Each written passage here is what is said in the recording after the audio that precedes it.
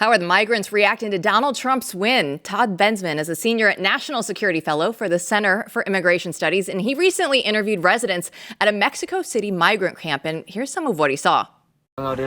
He's hearing that on the 18th that they're going to open the borders. If that's true, he's asking right now. I don't think so. Pienso que no. I don't think so. No, pienso que no.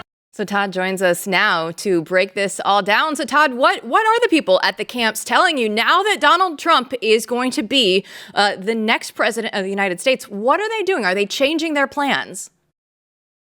A couple of things. One is I would say the majority are planning to go home.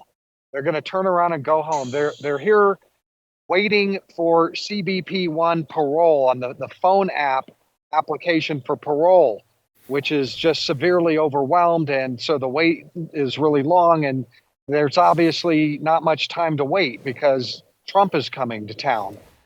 I'm saying, well, what are you going to do when he cancels CBP-1? And they're telling me I'm going home. So I think a large number are going to go home, and those that would have come will stay home in their villages going forward. CBP-1 and all those programs are going to be canceled. Now, there's another group. The reason I'm out here at railroad tracks is because I've spent all day long with migrants that are jumping these freight trains in desperation. They have CBP-1 applications, but they're not waiting. They're afraid that their number won't be called in time before Trump gets sworn into office. So they're jumping these freight trains and heading north. I just was with all day long with a group of about 30 who were waiting, and finally it came, and they all got on and that sort of thing. But they face another problem, which is Trump's tariff threat. Trump threatened the Mexican government with 25% tariffs as soon as he entered office if they didn't use their military to shut down the northward movement. And I saw them do that. The Mexican government is doing that. I watched all these immigrants climb aboard the freight train just half an hour ago. And then the National Guard shows up with INAMI, Mexican immigration, and chases them all down. And they filled their vans with them and took them in, and they're shipping them south. So they have to contend with the Mexicans before they have to contend with the Americans under Trump. So really, I see the gate closing completely on these whoever's left down here. They're just sort of out of luck, in my opinion. That's unbelievable compared to where we were not so long ago, right? Talking to you about the potential of hundreds of thousands of people coming in. I mean, it really is remarkable. I mean, and this is just Trump asserting his will before he even becomes president. I mean, you seem fairly confident about this. People are telling you these things. Yeah, that's right. And I will tell you that I interviewed a senior Scheinbaum government official about all of this. I can't name names or anything because it was off the record, but I will tell you that the administration is they're taking a hardline stance on certain things that Trump plans to do. But they also recognize that they don't stand a chance economically to do economic war, trade war with the United States, which is what they're going to get. They're saying things like, we're not going to accept non-Mexicans back, or maybe we'll take a few Central Americans, but all the rest we're not going to take back, that sort of thing. And they're going to have to change their tune on that because Trump's probably going to be pushing a lot more than just Mexicans back on day one. Deportations and just expulsions at the border. Yeah. So on that note, when you look at Trump sending them back, right, we have sanctuary cities all over the United States. And we know that in New York right now, they're putting everybody up in the hotels. And there are now reports out from ICE.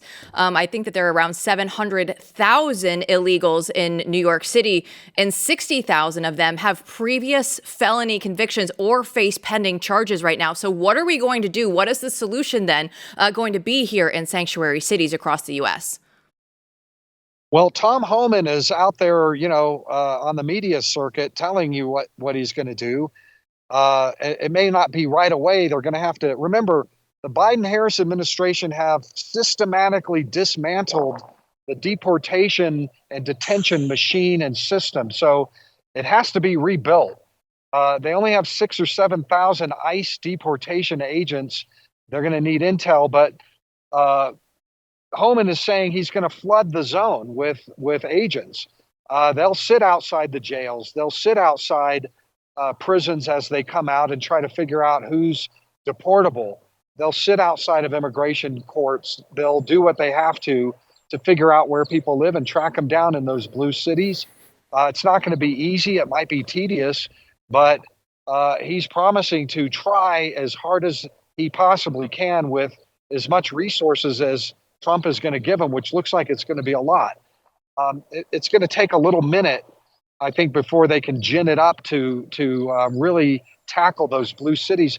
I want to point out one thing about those blue cities that are Trump-proofing themselves. What they're Trump-proofing against is just telling ICE where the criminal aliens are. That's really what this whole thing amounts to. And I can't, for the life of me, until my dying days, understand why any elected government official would try to block the deportation of criminal aliens. But that's what they're saying. That's what Trump-proofing is. That's what it amounts to. It's crazy that is what we're dealing with, and yet here we are. Todd Bensman, thanks so much for joining us again, and as always, just being there on location, bringing us the latest. Thank you. Stay tuned. There's more to come. There absolutely will be. And Matthew, that's one of the things that I think that people were most excited about. Immigration was a top issue for so many people. And now you get the word straight from Todd saying, hey, I'm down here in Mexico. Everybody's turning around. Yeah. I was just talking with our own national correspondent, Julio Rosas, before the show about the same thing, about going to Mexico and exploring, like within Mexico, where these people are going to go, because there are hundreds of thousands of them still there. But it really does look like, I mean, what a difference an election makes. You actually have someone just saying, no, we're not going to do that. Yep. He's not even president yet, right? When we're already resolving this problem, it shows how criminal what's happened to this country during the Biden years has been. So, let's go. Let's keep going.